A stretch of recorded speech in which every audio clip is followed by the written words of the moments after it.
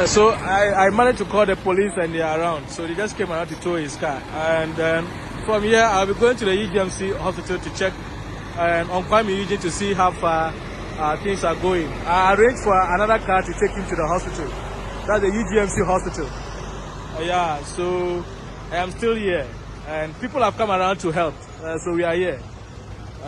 So trying to make sure everything is okay. But he's fine. He just had a broken arm. Yeah, he had a broken arm and with some blood all over him, but it's fine.